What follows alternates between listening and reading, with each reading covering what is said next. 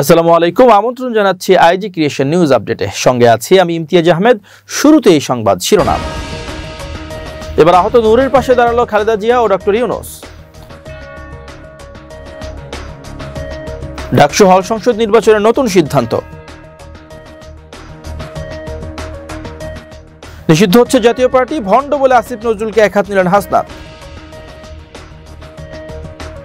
বাংলাদেশের তিতাস নদীর পানি ব্যবহারের পরিকল্পনা ভারতের।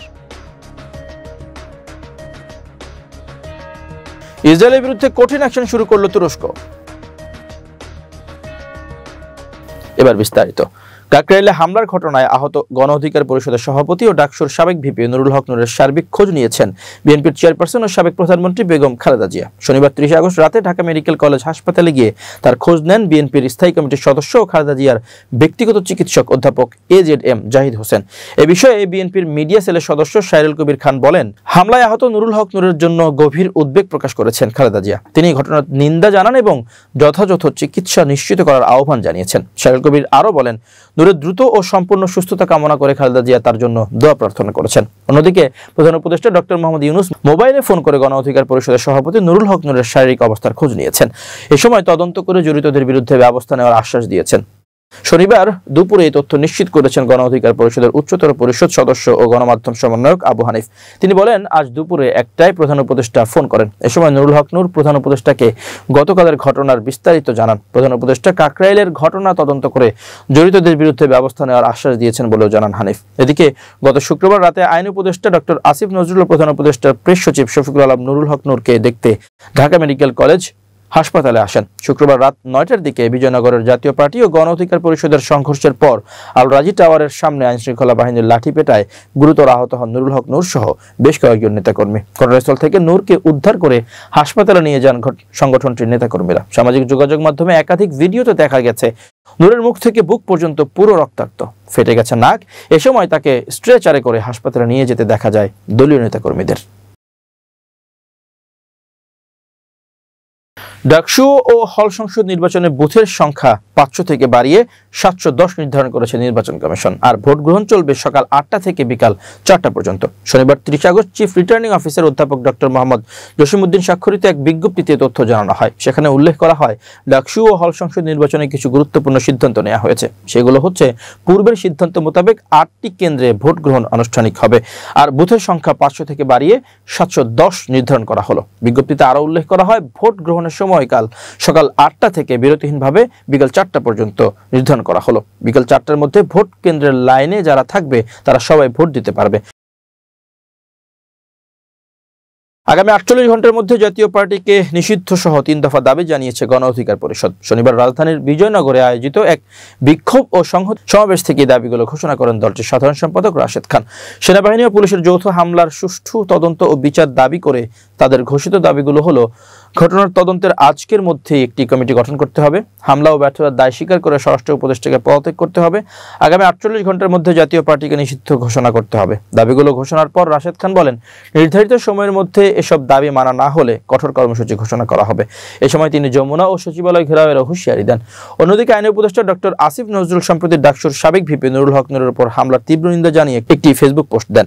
তিনি লেখেন, ভিপি নুরুল হক নূরের উপর বর্বরচিত হামলার তীব্র নিন্দা ও প্রতিবাদ জানাচ্ছি। তবে এই পোস্টে মন্তব্য করে এনসিপি নেতা হাসনাত আব্দুল্লাহ ডক্টর নজরুলের উদ্দেশ্যে লেখেন, প্রতিবাদের কাজ কি আপনার?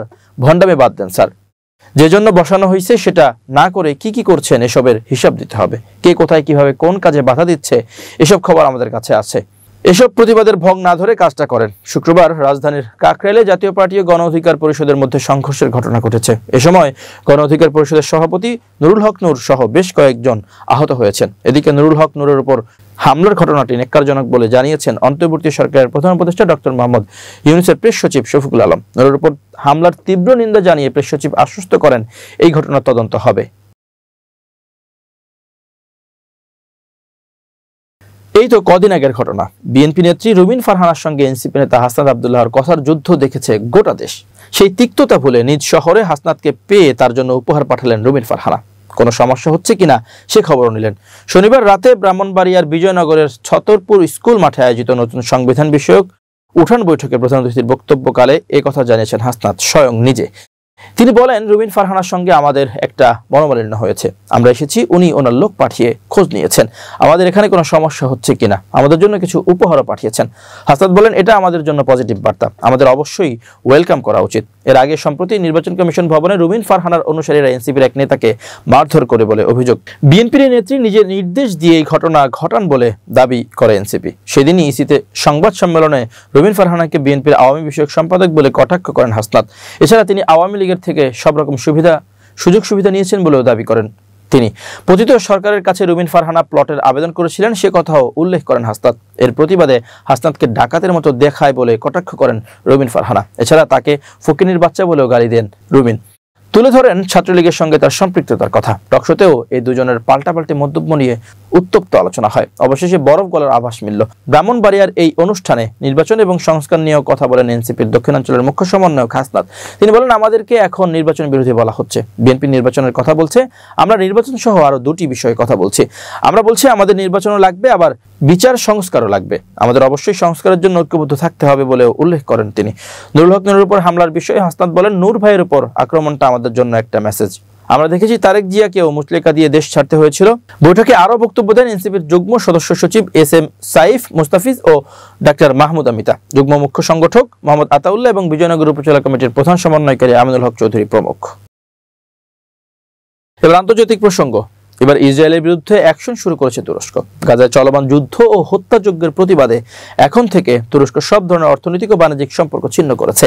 একই সঙ্গে দেশটির জাহাজ ও বিমানের জন্য তুর্কি আকাশসীমা ও বন্দর সম্পূর্ণভাবে বন্ধ করে দিয়েছে। শুক্রবার এই ঘোষণা দেয় দেশটি।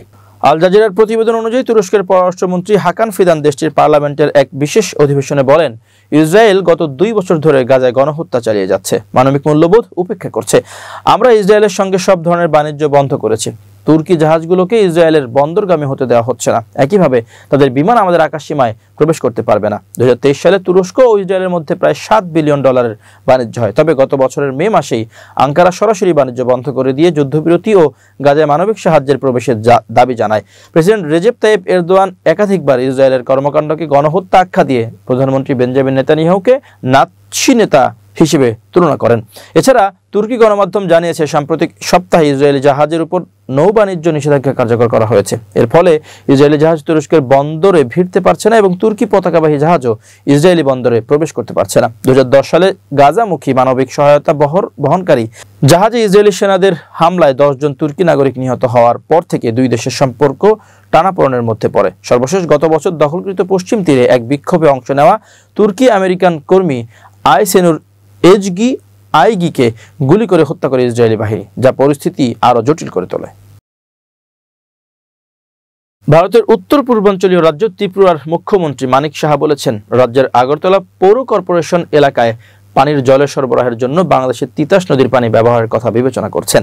শুক্রবার ত্রিপুরার মুখ্যমন্ত্রী এমন পরিকল্পনার কথা জানিয়েছেন দেশটির সংবাদ মাধ্যম ইকোনমিক টাইমস। তিতাস বাংলাদেশের একটি নদী। নদীটির উৎপত্তি বাংলাদেশের ব্রাহ্মণবাড়িয়া জেলার সরাইল উপজেলায়। এই নদীটি বাংলাদেশের মেঘনা নদীতে মিলিত হয়ে সুরমা মেঘনা নদী ব্যবস্থার অংশ গঠন করেছে। পরে ত্রিপুরার পাশ দিয়ে প্রবাহিত জনসংহতি সমিতি মুখ্যমন্ত্রী মানিক সাহা বলেন, হাওড়া নদী কালাপানিয়া বা কাটাখাল বাংলাদেশের তিতাস নদীতে গিয়ে মিশেছে। তিতাস নদী সম্পর্কে আমার যথেষ্ট জ্ঞান আছে। আমি তিতাস নদীর পানি আগরতলা পৌর কর্পোরেশনের 51টি ওয়ার্ডে পানীয় জল হিসেবে সরবরাহের প্রস্তাব দিয়েছি। এই প্রস্তাবনার বিষয়ে গবেষণা চলছে। তিনি বলেন, সবকিছু পরিকল্পনা অনুযায়ী এগোলে আমরা এই বিষয়ে কেন্দ্রীয় সরকারের সঙ্গে আলোচনা করব, যাতে আয়রনবিহীন পানি ও বিশুদ্ধ পানি সরবরাহ করা যায়। আমরা এই বিষয়টি নিয়ে কাজ করছি। ত্রিপুরার মুখ্যমন্ত্রী বলেন, রাজ্যের 20টি শহরাঞ্চলের জন্য GIS মাস্টার প্ল্যান প্রণয়নের কাজ চলছে, যার মধ্যে আগরতলা পৌর কর্পোরেশন এলাকাও রয়েছে। আগরতলা শহরে মাস্টার প্ল্যান ইতিমধ্যে প্রায় 70% সম্পন্ন হয়েছে এবং এশীয় উন্নয়ন ব্যাংকের সহযোগিতায় মুখ্যমন্ত্রী নগর উন্নয়ন প্রকল্পের প্রথম ধাপে প্রায় 35 কোটি রুপির উন্নয়ন প্রকল্প গ্রহণ করেছে। প্রিয় দর্শক, শেষ করছি আজ ক্রিয়েশন নিউজ আপডেট। আজ এ পর্যন্তই। ভিন্ন খবর নিয়ে দেখা হবে আগামীকাল সন্ধ্যা 7:30টায়। নিজেকে আপডেট রাখতে সাবস্ক্রাইব করুন চ্যানেলটি। নিয়মিত লাইক, কমেন্ট ও শেয়ার করে ছড়িয়ে দিন সর্বত্র। সুস্থ থাকুন, নিরাপদে থাকুন। আল্লাহ হাফেজ।